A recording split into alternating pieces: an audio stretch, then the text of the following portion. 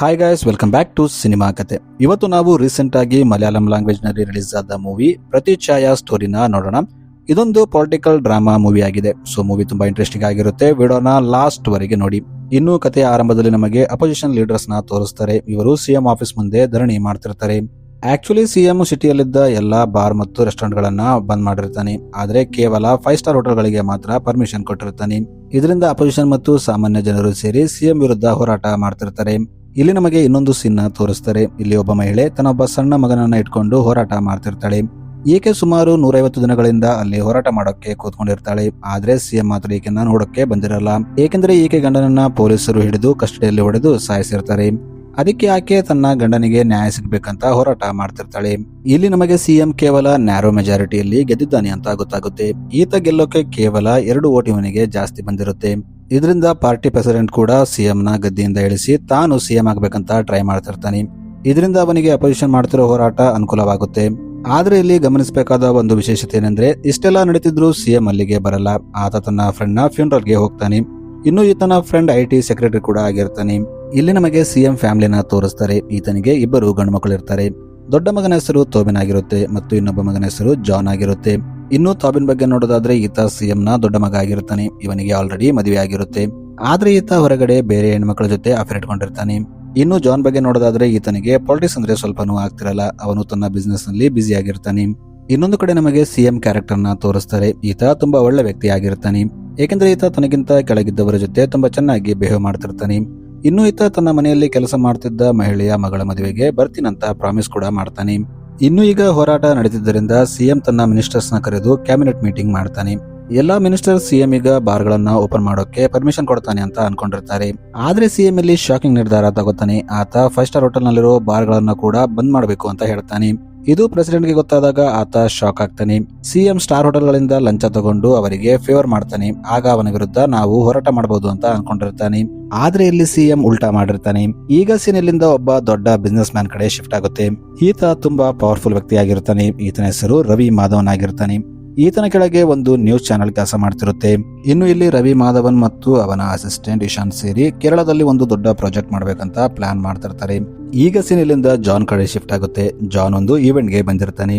ಇಲ್ಲಿ ಅವನ ಪರಿಚಯ ಸುಖೇಶ್ ಜೊತೆ ಆಗುತ್ತೆ. ಸುಖೇಶ್ ಒಂದು ಟಿವಿ ನ್ಯೂಸ್ ಚಾನೆಲ್ ನ ಓನರ್ ಆಗಿರ್ತಾನೆ.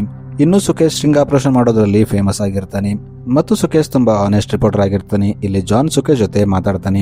ಇನ್ನು ಮಾರನೇ ದಿನ ನಮಗೆ ಸಿಎಂ ನ ತೋರಿಸ್ತಾರೆ. ಸಿಎಂ ಒಂದು ಪಬ್ಲಿಕ್ ಇಂಟ್ರಾಕ್ಷನ್ ಪ್ರೋಗ್ರಾಮ್ ನ ಇಟ್ಕೊಂಡಿರ್ತಾನೆ. ಅಂದ್ರೆ ಇಲ್ಲಿ ಜನರು ಡೈರೆಕ್ಟ್ ಆಗಿ ಬಂದು ಸಿಎಂ ಗೆ ತಮ್ಮ ಕಂಪ್ಲೇಂಟ್ ಅನ್ನ ಕೊಡಬಹುದಾಗಿರುತ್ತೆ.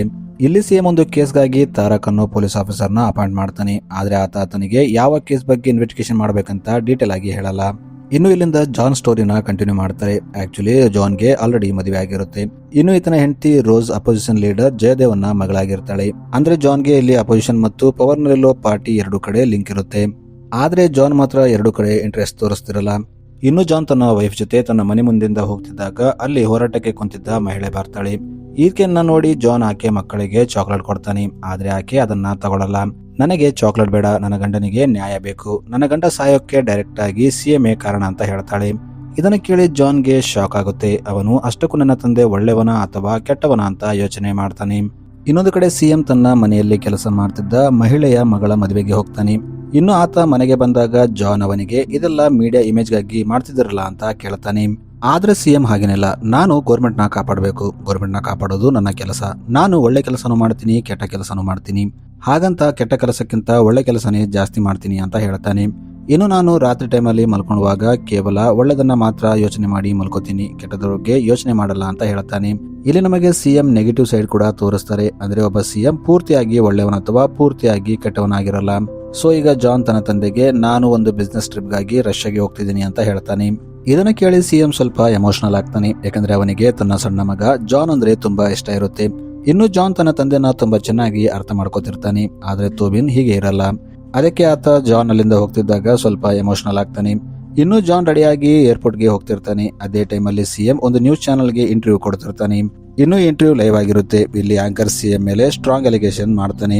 ಇಲ್ಲಿ ರಿಪೋರ್ಟರ್ ಸಿಎಂ ಗೆ ಒಂದು ವಿಡಿಯೋ ತೋರಿಸ್ತಾನೆ. ಅದರಲ್ಲಿ ನಿಶಾ ಚಂದ್ರ ಎಂಬ ಒಬ್ಬ ಮಹಿಳೆ ಇರ್ತಾಳೆ. ಈಕೆ ಇದರಲ್ಲಿ ಸಿಎಂ ತನಗೆ ಸೆಕ್ಸುವಲಿ ಹರಾಸ್ ಮಾಡಿದ್ದಾನೆ ಅಂತ ಅಲಿಗೇಷನ್ ಮಾಡ್ತಿರ್ತಾಳೆ. ಇದನ್ನ ಕೇಳಿ ಸಿಎಂ ನಾನು ಹಾಗೆ ಮಾಡಿಲ್ಲ, ನಾನು ಆಕೆನ ಒಂದು ಸಾಲಿ ಆಫೀಸ್ ನಲ್ಲಿ ಮೀಟ್ ಆಗಿದ್ದೆ ಅಷ್ಟೇ ಅಂತ ಹೇಳ್ತಾನೆ. ಇದನ್ನ ಕೇಳಿ ರಿಪೋರ್ಟರ್ ಸಿಎಂಗೆ ಇನ್ನೊಂದು ವಿಡಿಯೋ ತೋರಿಸ್ತಾನೆ. ಅದರಲ್ಲಿ ನಿಶಾ ಚಂದ್ರ ಸಿಎಂ ಮನೆ ಒಳಗೆ ಹೋಗ್ತಿರ್ತಾಳೆ. ಇದನ್ನ ನೋಡಿ ಜನರಲ್ಲಿ ಆಕ್ರೋಶ ಮೂಡುತ್ತೆ. ಈಗ ಸಿಎಂ ಸುಳ್ಳು ಹೇಳ್ತಿದ್ದಾನೆ ಅಂತ ಜನ ಅನ್ಕೋತಾರೆ. ಇನ್ನು ಅಪೋಸಿಷನ್ಗೂ ಇದೇ ಬೇಕಾಗಿರುತ್ತೆ. ಅವರು ತಕ್ಷಣ ಹೋರಾಟ ಸ್ಟಾರ್ಟ್ ಮಾಡ್ತಾರೆ. ಈಗ ಜನರಿಗೆ ಸಿಎಂ ಮೇಲೆ ನಂಬಿಕೆ ಹೋಗಿರುತ್ತೆ. ಅದಕ್ಕೆ ಅವರು ಸಿಎಂಗೆ ರಿಸಿಗ್ನೇಷನ್ ಕೊಡುವಂತೆ ಕೇಳ್ತಿರ್ತಾರೆ. ಇದರಿಂದ ಸಿಎಂ ಪಾರ್ಟಿ ಮೆಂಬರ್ಸ್ ಕೂಡ ಅವನ ವಿರುದ್ಧ ಆಗ್ತಾರೆ. ಇನ್ನು ಪ್ರೆಸಿಡೆಂಟ್ ಪುರುಷೋತ್ತಮ್ ಕೂಡ ಸಿಎಂಗೆ ವಿರುದ್ಧ ಆಗಿರ್ತಾನೆ.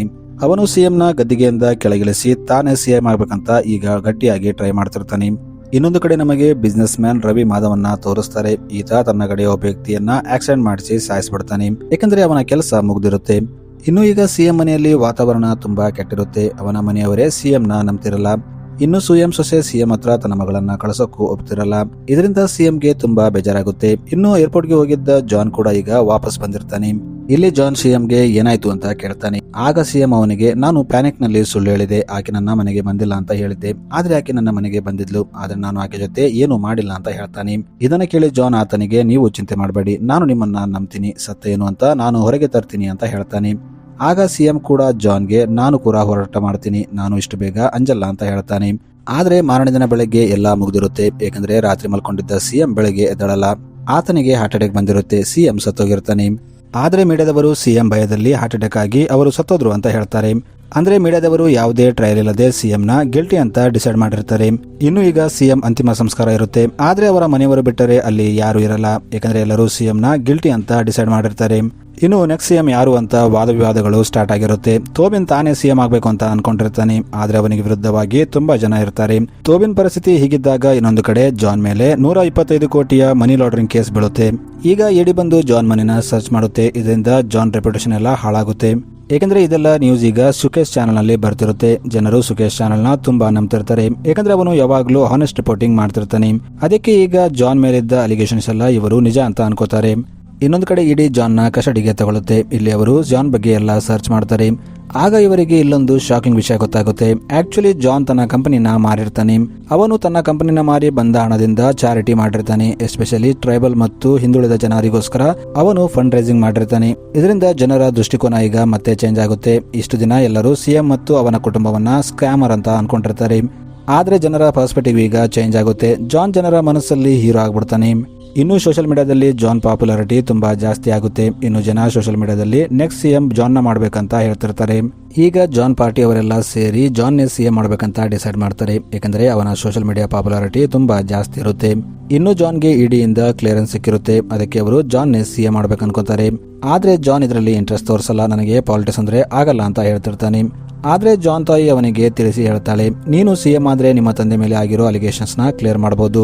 ಅವರು ತಪ್ಪು ಮಾಡಿಲ್ಲ ಅಂತ ನನಗೆ ಗೊತ್ತು. ಆದ್ರೆ ಪ್ರಪಂಚಕ್ಕೆ ಸಾಬೀತು ಮಾಡ್ಬೇಕಂದ್ರೆ ನೀನು ಸಿಎಂ ಆಗ್ಬೇಕು ಅಂತ ಹೇಳ್ತಾಳೆ. ಇದನ್ನ ಕೇಳಿ ಜಾನ್ ತನ್ನ ತಾಯಿ ಮಾತಿನ ಮೇಲೆ ತಾನು ಸಿಎಂ ಆಗೋಕೆ ಒಪ್ಕೋತಾನೆ. ಇನ್ನೊಂದು ಕಡೆ ಜಾನ್ ವೈಫ್ ರೋಸ್ಗೆ ಈ ಡಿಸಿಷನ್ ಇಷ್ಟ ಆಗಲ್ಲ. ಆಕೆ, ನಾವು ಪಾಲಿಟಿಕ್ಸ್ ಇಂದ ದೂರ ಇರ್ತೀವಿ ಅಂತ ಮೊದಲೇ ಮಾತಾಡಿದ್ವಿ. ಆದ್ರೆ ನೀನು ಈಗ ಸಿಎಂ ಆಗೋಕೆ ಹೋಗ್ತಾ ಇದೀಯಾ ಅಂತ ಹೇಳ್ತಾಳೆ. ಆದ್ರೆ ಜಾನ್, ಇಲ್ಲ, ಇಂಥ ಪರಿಸ್ಥಿತಿಯಲ್ಲಿ ನಾನು ಸಿಎಂ ಆಗೋದೇ ಕರೆಕ್ಟ್. ಯಾಕಂದ್ರೆ ನನ್ನ ಕುಟುಂಬದ ಮೇಲೆ ಅಲಿಗೇಷನ್ಸ್ ಇದ್ದಾವೆ ಅಂತ ಹೇಳ್ತಾನೆ. ಆದ್ರೆ ರೋಸ್, ಅದೇನಿರ್ಲಿ, ಪಾಲಿಟಿಕ್ಸ್ ಜನರನ್ನ ಹಾಳು ಮಾಡುತ್ತೆ, ಅದಕ್ಕೆ ನೀನು ಅದರಲ್ಲಿ ಹೋಗ್ಬಾರ್ದು ಅಂತ ಹೇಳ್ತಾಳೆ. ಆದ್ರೆ ಜಾನ್ ಆಕೆ ಮಾತನ್ನ ಕೇಳಲ್ಲ. ಇದರಿಂದ ಇವರ ರಿಲೇಶನ್ಶಿಪ್ ಹಾಳಾಗುತ್ತೆ. ಜಾನ್ ಮತ್ತು ರೋಸಿ ಬೇರೆ ಬೇರೆ ಇರೋಕೆ ಸ್ಟಾರ್ಟ್ ಮಾಡ್ತಾರೆ. ಇನ್ನು ಈ ಕಡೆ ಜಾನ್ ಸಿಎಂ ಆಗ್ತಾನೆ. ಆದ್ರೆ ಅವನು ಸಿಎಂ ಆದ್ಮೇಲೆ ಅವನು ಬೇರೆ ಪೊಲಿಟಿಷಿಯನ್ ಅಂತೆ ಇರಲ್ಲ. ಅವನು ಸಾಧಾರಣ ಸಾಮಾನ್ಯ ಮನುಷ್ಯರಂತೆ ಅವರ ಜೊತೆ ತಿರುಗಾಡ್ತಿರ್ತಾನೆ. ಇನ್ನು ಜಾನ್ ಸಿಎಂ ಆದ್ಮೇಲೆ ಮೊದಲು ಹೋಗಿ 150 ದಿನದಿಂದ ಪ್ರೊಟೆಸ್ಟ್ ಮಾಡ್ತಿದ್ದ ಆ ಮಹಿಳೆಗೆ ನ್ಯಾಯ ಕೊಡಿಸ್ತಾನೆ ಮತ್ತು ಆಕೆಗೆ ಒಂದು ಗೌರ್ಮೆಂಟ್ ಜಾಬ್ ಕೊಡ್ತಾನೆ. ಇನ್ನು ನಿನ್ನ ಮಕ್ಕಳ ಪೂರ್ತಿ ಎಜುಕೇಶನ್ ನ ಗೌರ್ಮೆಂಟ್ ನೋಡ್ಕೊಳ್ಳುತ್ತೆ ಅಂತ ಹೇಳ್ತಾನೆ. ಇದನ್ನ ನೋಡಿ ಸಾಮಾನ್ಯ ಜನರು ತುಂಬಾ ಖುಷಿ ಆಗ್ತಾರೆ. ಆಕ್ಚುಲಿ ಜಾನ್ ಇಲ್ಲಿ ತನ್ನ ತಂದೆ ಇಮೇಜ್ ನ ಸರಿ ಮಾಡ್ತಿರ್ತಾನೆ. ಈಗ ಜಾನ್ ಒಂದು ಮಾಸ್ಟರ್ ಸ್ಟ್ರೋಕ್ ಹೊಡಿತಾನೆ. ಅವನು ಪುರುಷೋತ್ತಮ್ನ ಕರ್ಕೊಂಡು ಬಂದು ತನ್ನ ಪೊಲಿಟಿಕಲ್ ಅಡ್ವೈಸರ್ ಆಗಿ ಇಟ್ಕೊಂತಾನೆ. ಇದನ್ನ ನೋಡಿ ಪುರುಷೋತ್ತಮ್ ಕೂಡ ಶಾಕ್ ಆಗ್ತಾನೆ. ಯಾಕಂದ್ರೆ ಅವನು ಜಾನ್ ತಂದೆಗೆ ವಿರುದ್ಧವಾಗಿರ್ತಾನೆ. ಇದು ಜಾನ್ಗೆ ಚೆನ್ನಾಗಿ ಗೊತ್ತಿರುತ್ತೆ. ಆದ್ರೂ ಅವನು ಪುರುಷೋತ್ತಮ್ನ ಪೊಲಿಟಿಕಲ್ ಅಡ್ವೈಸರ್ ಆಗಿ ಇಟ್ಕೊಂಡಿರ್ತಾನೆ. ಮತ್ತು ಅವನು ಪುರುಷೋತ್ತಮ್ಗೆ ಒಂದು ಆಫರ್ ಕೊಡ್ತಾನೆ. ನಾವು ಮಾಡ್ತಿರೋ ಎಕ್ಸ್ಪೆರಿಮೆಂಟ್ ಸಕ್ಸಸ್ಫುಲ್ ಆದ್ರೆ ನೆಕ್ಸ್ಟ್ ಸಿಎಂ ನೀವೇ ಅಂತ ಹೇಳ್ತಾನೆ. ಇದನ್ನ ಕೇಳಿ ಪುರುಷೋತ್ತಮ್ ಕೂಡ ಸ್ವಲ್ಪ ಖುಷಿ ಆಗ್ತಾನೆ. ಯಾಕಂದ್ರೆ ಅವನಿಗೂ ಸಿಎಂ ಕುರ್ಚಿ ಅಂದ್ರೆ ತುಂಬಾ ಇಷ್ಟ ಇರುತ್ತೆ. ಆಕ್ಚುಲಿ ಇದೆಲ್ಲ ಜಾನ್ ಸ್ಮಾರ್ಟ್ ಮೂವ್ ಆಗಿರುತ್ತೆ. ಅವನು ಯಾವುದೇ ಅಡ್ಡಿ ಆತಂಕ ಇಲ್ಲದೆ ತಾನು ಗೌರ್ಮೆಂಟ್ ನ ನಡೆಸಬೇಕಾದ್ರೆ ಇಂಥ ವ್ಯಕ್ತಿಗಳನ್ನ ತನ್ನ ಜೊತೆ ಇಟ್ಕೋಬೇಕಂತ ಅವನಿಗೆ ಗೊತ್ತಿರುತ್ತೆ. ಈಗ ಅಲ್ಲಿ ಅದೇ ದೊಡ್ಡ ಬಿಸ್ನೆಸ್ ಮ್ಯಾನ್ ರವಿ ಮಾಧವನ್ ಬರ್ತಾನೆ. ಈತ ಜಾನ್ ಹತ್ರ ಒಂದು ಡೀಲ್ ನ ತಂದಿರ್ತಾನೆ. ನಾವು ಒಂದು ಪ್ರಾಜೆಕ್ಟ್ ನ ಮಾಡಲಿದ್ದೀವಿ. ಆ ಪ್ರಾಜೆಕ್ಟ್ ಹೆಸರು ಒನ್ ನೇಷನ್ ಒನ್ ಇನ್ಫಾರ್ಮೇಶನ್. ಈ ಪ್ರಾಜೆಕ್ಟ್ ನಲ್ಲಿ ನಾವು ಜನರಿಗೆ ಇಂಟರ್ನೆಟ್ ನ ಫ್ರೀ ಆಗಿ ಕೊಡ್ತೀವಿ ಮತ್ತು ಒಂದೇ ಪ್ಲಾಟ್ಫಾರ್ಮ್ ನಲ್ಲಿ ಅವರಿಗೆ ಬೇಕಾದ ಎಲ್ಲ ವಿಷಯಗಳು ಸಿಗುವಂತೆ ಮಾಡ್ತೀವಿ ಅಂತ ಹೇಳ್ತಾನೆ. ಆದ್ರೆ ಜಾನ್ಗೆ ಇದರ ಕಾನ್ಸ್ ಗೊತ್ತಿರುತ್ತೆ. ಅವನು ಅದಕ್ಕೆ ಒಪ್ಪಲ್ಲ. ಏಕೆಂದ್ರೆ ರವಿ ಮಾಧವನ್ಗೆ ಈ ಪ್ರಾಜೆಕ್ಟ್ ನ ಮಾಡೋಕೆ ಕೊಟ್ರೆ ಅವನು ಎಲ್ಲಾ ಇನ್ಫಾರ್ಮೇಶನ್ ನ ತಾನೇ ಕಂಟ್ರೋಲ್ ಮಾಡ್ತಾನೆ. ಜನರ ಹತ್ರ ಯಾವ ಇನ್ಫಾರ್ಮೇಶನ್ ಹೋಗ್ಬೇಕು, ಯಾವ ನ್ಯೂಸ್ ಹೋಗ್ಬೇಕು, ಅವರು ಏನ್ ನೋಡ್ಬೇಕಂತ ಎಲ್ಲ ಕಂಟ್ರೋಲ್ ಮಾಡೋ ಶಕ್ತಿ ರವಿ ಮಾಧವನ್ಗೆ ಬರುತ್ತೆ. ಇದರಿಂದ ಜನರಲ್ಲಿ ಯಾವುದೇ ಪ್ರಭಾಗಂಡಗಳನ್ನ ಈಸಿಯಾಗಿ ಸ್ಪ್ರೆಡ್ ಮಾಡಬಹುದು ಅನ್ಕೋತಾನೆ. ಅದಕ್ಕೆ ಅವನು ಈ ಡೀಲ್ಗೆ ಒಪ್ಕೊಳ್ಳಲ್ಲ. ಅವನು ರವಿ ಮಾಧವನ್ ಡೀಲ್ ನ ಕ್ಯಾನ್ಸಲ್ ಮಾಡ್ತಾನೆ. ಇನ್ನು ರವಿ ತನ್ನ ಗೌರ್ಮೆಂಟ್ ಕಡೆಯಿಂದ ಒಂದು ಫ್ರೀ ಇಂಟರ್ನೆಟ್ ಸ್ಕೀಮ್ ನ ತರ್ತಾನೆ ಮತ್ತು ಜನರಿಗೆ ಅದರ ಆಕ್ಸೆಸ್ ನ ಫ್ರೀ ಆಗಿ ಕೊಡ್ತಾನೆ. ಇದು ರವಿ ಮಾಧವನ್ಗೆ ಇಷ್ಟ ಆಗಲ್ಲ. ಈಗ ಇಂಡೈರೆಕ್ಟ್ಲಿ ರವಿ ಮಾಧವನ್ ಮತ್ತು ಜಾನ್ ನಡುವೆ ಫೈಟ್ ಸ್ಟಾರ್ಟ್ ಆಗುತ್ತೆ. ಇನ್ನು ಜಾನ್ ಈಗ ತನ್ನ ತಂದೆ ಮೇಲಿದ್ದ ಅಲಿಗೇಷನ್ಸ್ ನ ರಾಂಗ್ ಅಂತ ಸಾಬೀತು ಮಾಡೋಕೆ ಇನ್ವೆಸ್ಟಿಗೇಷನ್ ಸ್ಟಾರ್ಟ್ ಮಾಡ್ತಾನೆ. ಆಗ ಅವನಿಗೆ ಶಾಕಿಂಗ್ ವಿಷಯಗಳು ಗೊತ್ತಾಗುತ್ತೆ. Actually IT minister death natural ಆಗಿರಲ್ಲ, ಅವನಿಗೆ ವಿಷ ಕೊಟ್ಟು ಕೊಂದಿರ್ತಾರೆ. ಇಲ್ಲಿ ಜಾನ್ಗೆ ವಿನೋದ್ ಎಂಬ ಒಬ್ಬ ವಿಟ್ನೆಸ್ ಸಿಗ್ತಾನೆ, ಆದ್ರೆ ರವಿ ಮಾಧವನ್ ಅವನನ್ನು ಕೊಲೆ ಮಾಡಿಸ್ತಾನೆ. ಇನ್ನು ನಿಶಾನ ಮ್ಯಾನಿಪುಲೇಟ್ ಮಾಡಿ ಆಕೆಗೆ ಸಿಎಂ ವಿರುದ್ಧ ಸಾಕ್ಷಿ ಹೇಳುವಂತೆ ಮಾಡಿರ್ತಾರೆ. ಅಂದ್ರೆ ಸಿಎಂ ಮೇಲೆ ಹಾಕಿದ ಎಲ್ಲ ಅಲಿಗೇಷನ್ಸ್ ಫೇಕ್ ಆಗಿರುತ್ತೆ. ಇನ್ನು ಜಾನ್ ಇಲ್ಲಿ ಇನ್ವೆಸ್ಟಿಗೇಷನ್ ಕಂಟಿನ್ಯೂ ಮಾಡಿದಾಗ ಅವನಿಗೆ ಇದೆಲ್ಲದರ ಹಿಂದೆ ರವಿ ಮಾಧವನ್ ಇದ್ದಾನೆ ಅಂತ ಗೊತ್ತಾಗುತ್ತೆ. ಅಂದ್ರೆ ಸಿಎಂ ಕೊಲೆ ಹಿಂದೆ ದೊಡ್ಡ ದೊಡ್ಡ ಮೀಡಿಯಾ ಹೌಸ್ಗಳು ಮತ್ತು ಪವರ್ಫುಲ್ ವ್ಯಕ್ತಿಗಳು ಕೆಲಸ ಮಾಡಿರ್ತಾರೆ. ಇನ್ನು ಈಗ ಇನ್ವೆಸ್ಟಿಗೇಷನ್ ಕಂಟಿನ್ಯೂ ಮಾಡಿದಾಗ ಇವರಿಗೆ ಇನ್ನೊಂದು ಶಾಕಿಂಗ್ ವಿಷಯ ರಿವೀಲ್ ಆಗುತ್ತೆ. ಆಕ್ಚುಲಿ ನಿಶಾ ಯುಕೆಗೆ ಹೋಗಿರಲ್ಲ, ಆಕೆ ನೇಪಾಳಕ್ಕೆ ಹೋಗಿರ್ತಾಳೆ. ಆಕ್ಚುಲಿ ರವಿ ಆಕೆನ ನೇಪಾಳನಲ್ಲಿಟ್ಟು ಆಕೆಯಿಂದ ಇನ್ನೊಂದು ಕೆಲಸ ಮಾಡಿಸ್ಬೇಕು ಅನ್ಕೊಂಡಿರ್ತಾನೆ. ಅಂದ್ರೆ ಅವನು ನಿಶಾನ ಯೂಸ್ ಮಾಡಿ ಈ ಸಾರಿ ಜಾನ್ ಮೇಲೆ ಅಲಿಗೇಷನ್ ಮಾಡಬೇಕು ಅಂತ ಇರ್ತಾನೆ. ಇನ್ನು ಇವರು ನಿಶಾ ಮಗಳನ್ನ ಕಿಡ್ನಾಪ್ ಮಾಡಿ ಇಟ್ಕೊಂಡಿರ್ತಾರೆ. ನೀನು ನಮಗೆ ಸಪೋರ್ಟ್ ಮಾಡಿಲ್ಲ ಅಂದ್ರೆ ನಿನ್ನ ಮಗಳನ್ನ ಕೊಲ್ತೀವಿ ಅಂತ ಆಕೆನ ಹೆದರ್ಸಿರ್ತಾರೆ. ಅದಕ್ಕೆ ನಿಶಾ ಇವರು ಹೇಳಿದಂಗೆ ಕೇಳ್ತಿರ್ತಾಳೆ. ಇನ್ನು ನಿಶಾ ಈಗ ಜಾನ್ ಮೇಲೆ ಅಲಿಗೇಷನ್ ಮಾಡೋಕೆ ಇಂಡಿಯಾಗೆ ವಾಪಸ್ ಬರ್ತಾಳೆ. ಇಲ್ಲಿ ಬಂದಾಗ ನಮಗೆ ಇನ್ನೊಂದು ಶಾಕಿಂಗ್ ವಿಷಯ ಗೊತ್ತಾಗುತ್ತೆ. ಆಕ್ಚುಲಿ ನಿಶಾ ಅಫೇರ್ ಜಾನ್ ಅಣ್ಣ ತೋಬಿನ್ ಜೊತೆ ನಡೀತಿರುತ್ತೆ. ಇದು ಕೂಡ ರವಿ ಪ್ಲಾನ್ ಆಗಿರುತ್ತೆ. ರವಿನೇ ತೋಬಿನ್ ಮತ್ತು ನಿಶಾನ ಪರಿಚಯ ಮಾಡಿಸಿರ್ತಾನೆ. ಇನ್ನು ಈಗ ತೋಬಿನ್ ನಿಶಾನ ತನ್ನ ಕಾರಲ್ಲಿ ಕರ್ಕೊಂಡು ಹೋಗ್ತಿದ್ದಾಗ ದಾರಿಯಲ್ಲಿ ಇವರ ಆಕ್ಸಿಡೆಂಟ್ ಆಗುತ್ತೆ. ಈ ಆಕ್ಸಿಡೆಂಟ್ ಕೂಡ ಪ್ಲಾನಿಂಗ್ ಆಗಿರುತ್ತೆ. ಇದನ್ನ ರವಿ ಮಾಧವನ್ ಮಾಡಿಸಿರ್ತಾನೆ. ಆಗ ಅಲ್ಲಿ ಮೀಡಿಯಾದವರು ಬರ್ತಾರೆ. ಇಲ್ಲಿ ಮೀಡಿಯಾದವರು ಬಂದು ತೋಬಿನ್ ಮತ್ತು ನಿಶಾನ ಒಟ್ಟಿಗೆ ಇಟ್ಕೋತಾರೆ. ಇಲ್ಲಿ ರವಿ ಮೀಡಿಯಾ ಕೊಡೋವರು ನ್ಯೂಸ್ ನ ಈ ರೀತಿ ಪ್ರೆಸೆಂಟ್ ಮಾಡ್ತಾರೆ. ತೋಬಿನೇ ತನ್ನ ತಂದೆನ ನಿಶಾಗೋಸ್ಕರ ಕೊಲಿಸಿದ್ದಾನೆ ಅಂತ ಅವರು ಹೇಳ್ತಿರ್ತಾರೆ. ಇನ್ನು ಇವರು ರೆಡ್ ಹ್ಯಾಂಡ್ ಆಗಿ ಸಿಕ್ಕಾಕೊಂಡಿದ್ದರಿಂದ ಈಗ ಜನ ಕೂಡ ಇವರ ಮಾತನ್ನ ನಂಬ್ತಾರೆ. ಇನ್ನು ಈ ಕಡೆ ಫ್ಯಾಮಿಲಿಯಲ್ಲಿ ಎಲ್ಲರೂ ಎಮೋಷನಲಿ ಬ್ರೇಕ್ ಡೌನ್ ಆಗ್ತಾರೆ. ಆಗ ಸಿಎಂ ಹೆಂಡತಿ ಎಲ್ಲ ನಿಜ ಹೇಳ್ತಾಳೆ. ಅಷ್ಟಕ್ಕೂ ಅವತ್ತು ರಾತ್ರಿ ಏನಾಯ್ತು ಅಂತ ಸಿಎಂ ಹೆಂಡತಿಗೆ ಗೊತ್ತಿರುತ್ತೆ.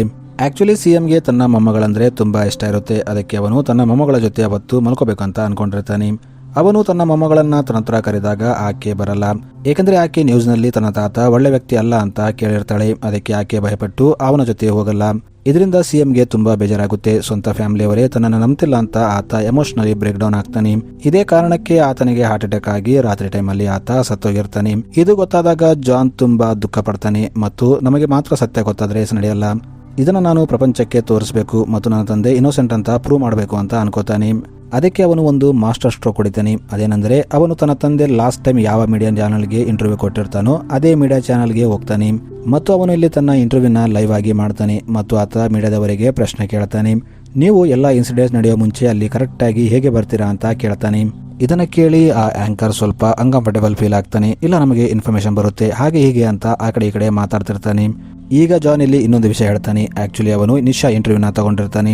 ಇಲ್ಲಿ ನಿಶಾ ರವಿ ಮಾಧವನ್ ವಿರುದ್ಧ ಸ್ಟೇಟ್ಮೆಂಟ್ ಕೊಡ್ತಿರ್ತಾಳೆ. ಆಕ್ಚುಲಿ ನನಗೆ ಸಿಎಂ ವಿರುದ್ಧ ಸ್ಟೇಟ್ಮೆಂಟ್ ಕೊಡುವಂತೆ ಹೇಳಿದ್ದೆ ರವಿ ಮಾಧವನ್. ಅವನು ನನ್ನ ಮಗಳನ್ನ ಕಿಡ್ನಾಪ್ ಮಾಡಿ ನನ್ನನ್ನ ಬ್ಲಾಕ್ ಮೇಲ್ ಮಾಡ್ತಿದ್ದ ಅಂತ ಹೇಳ್ತಾಳೆ. ಆದ್ರೆ ಈಗ ಜಾನ್ ನಿಶಾ ಮಗಳನ್ನ ಕಾಪಾಡಿರ್ತಾನೆ. ಅದಕ್ಕೆ ಆಕೆ ಧೈರ್ಯದಿಂದ ಎಲ್ಲ ನಿಜ ಹೇಳ್ತಾಳೆ. ಇನ್ನು ನಾನು ರವಿ ಮಾಧವನ್ ಹೇಳಿದ್ದಕ್ಕೆ ತೋಬಿನ್ನ ಕೂಡ ಟ್ರ್ಯಾಪ್ ಮಾಡಿದ್ದೆ. ಇನ್ನು ರವಿ ಮಾಧವನ್ ಜಾನ್ ವಿರುದ್ಧ ಕೂಡ ಪ್ಲಾನಿಂಗ್ ಮಾಡ್ತಿದ್ದ ಅಂತ ಹೇಳ್ತಾಳೆ. ಇದನ್ನ ಕೇಳಿ ಈಗ ಎಲ್ಲರೂ ಶಾಕ್ ಆಗ್ತಾರೆ. ಈಗ ಎಲ್ಲರೂ ಸಿಎಂ ಇನ್ನೋಸೆಂಟ್ ಆಗಿದ್ದ, ಅವನನ್ನ ಬೇಕಂತ ಸಿಕ್ಕಾಕ್ಸಿದ್ದಾರೆ ಅಂತ ಅರ್ಥ ಮಾಡ್ಕೋತಾರೆ. ಇನ್ನು ಜನರ ಮುಂದೆ ಮೀಡಿಯಾ ರಿಯಲ್ ಫೇಸ್ ಕೂಡ ಬಂದಿರುತ್ತೆ. ಇದರಿಂದ ಸಿಎಂ ಬಗ್ಗೆ ಜನರಲ್ಲಿದ್ದ ಎಲ್ಲಾ ರಾಂಗ್ ಇನ್ಫಾರ್ಮೇಶನ್ ಹೋಗುತ್ತೆ. ಅವರು ಈಗ ಸಿಎಂ ಸಮಾಧಿಗೆ ಬರ್ತಿರ್ತಾರೆ. ಏಕೆಂದ್ರೆ ಸಿಎಂ ಅಂತಿಮ ಸಂಸ್ಕಾರ ಆದಾಗ ಯಾರು ಇಲ್ಲಿ ಬಂದಿರಲ್ಲ. ಈಗ ಅವರೆಲ್ಲ ಸಿಎಂ ಸಮಾಧಿನ ನೋಡೋಕೆ ಬರ್ತಿರ್ತಾರೆ. ಇದರಿಂದ ಜಾನ್ ಈಗ ತುಂಬಾ ಖುಷಿ ಆಗ್ತಾನೆ. ಏಕೆಂದ್ರೆ ಅವನು ತನ್ನ ತಂದೆ ಮೇಲಿದ್ದ ಎಲ್ಲಾ ಅಲಿಗೇಷನ್ಸ್ ನ ರಿಮೂವ್ ಮಾಡಿರ್ತಾನೆ. ಇನ್ನು ಈಗ ಜಾನ್ ಸಿಎಂ ಆದ ಪರ್ಪಸ್ ಕಂಪ್ಲೀಟ್ ಆಗಿರುತ್ತೆ. ಅದಕ್ಕೆ ಅವನು ಸಿಎಂ ಪೋಸ್ಟ್ಗೆ ರಿಸೈಗ್ನೇಷನ್ ಕೊಡ್ತಾನೆ. ಏಕೆಂದ್ರೆ ಅವನು ಕೇವಲ ತನ್ನ ತಂದೆ ಮೇಲಿದ್ದ ಅಲಿಗೇಷನ್ಸ್ ನ ತೆಗೆಯೋಕೆ ಸಿಎಂ ಆಗಿರ್ತಾನೆ. ಈಗ ಅವನ ಕೆಲಸ ಮುಗಿದಿರುತ್ತೆ. ಅದಕ್ಕೆ ಅವನು ಸಿಎಂ ಪೋಸ್ಟ್ಗೆ ರಿಸಿಗ್ನೇಷನ್ ಕೊಡ್ತಾನೆ. ಇನ್ನು ಮೂವಿ ಕೊನೆಯಲ್ಲಿ ರಾಮಕೃಷ್ಣನ್ನ ಸಿಎಂ ಆಗಿ ಆಯ್ಕೆ ಮಾಡ್ತಾರೆ. ಏಕೆಂದ್ರೆ ರಾಮಕೃಷ್ಣನ್ ಒಬ್ಬ ಹಾನೆಸ್ಟ್ ವ್ಯಕ್ತಿ ಆಗಿರ್ತಾನೆ. ಇದು ಜಾನ್ಗೆ ಚೆನ್ನಾಗಿ ಗೊತ್ತಿರುತ್ತೆ. ಅದಕ್ಕೆ ಅವನು ಪುರುಷೋತ್ತಮ್ನ ಸೈಡಿಗಿಟ್ಟು ರಾಮಕೃಷ್ಣನ ಸಿಎಂ ಆಗೋಕೆ ಸೆಲೆಕ್ಟ್ ಮಾಡಿರ್ತಾನೆ. ಸೊ ಈ ಮೂವಿ ಒಂದು ಪ್ಯೂರ್ ಪೊಲಿಟಿಕಲ್ ಡ್ರಾಮಾ ಆಗಿದೆ. ಒಂದು ವ್ಯಕ್ತಿ ಪವರ್ ನಲ್ಲಿದ್ರೆ ಅವನನ್ನ ಕೆಟ್ಟವನು ಅಥವಾ ಒಳ್ಳೆಯವನಂತ ಜನ ನಿರ್ಧಾರ ಮಾಡ್ತಾರೆ.